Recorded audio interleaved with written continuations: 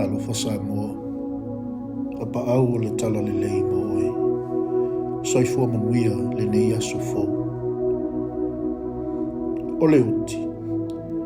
O se mea ua sili o na matui le lalolangi i aso nei.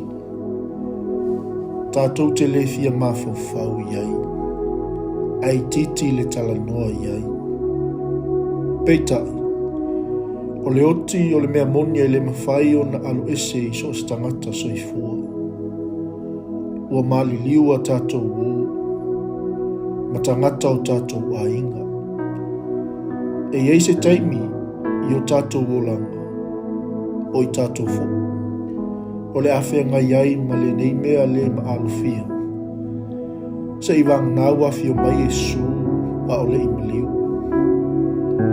O le ala la tātou wha amauti noanga au tātou whia ngai ma le ma alufia o le nei whaafita oli o ngaunga.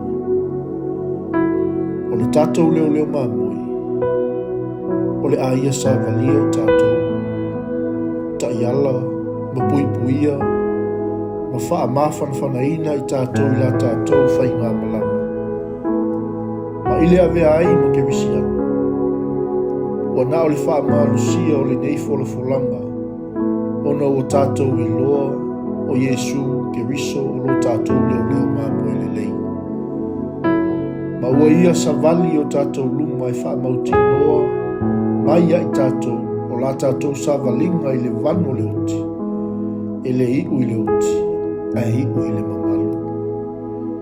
E ui lava ina o sa vali i le vano le ato le oti. O te le fefe lava i se mea leanga.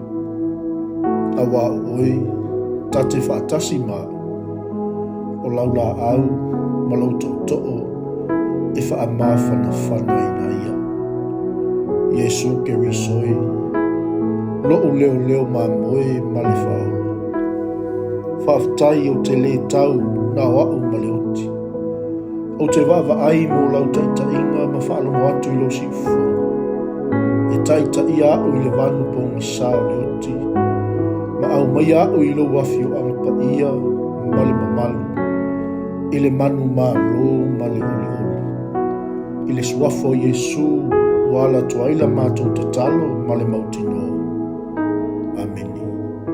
Manuia, whaiwa, ma lava singa o le nei aso.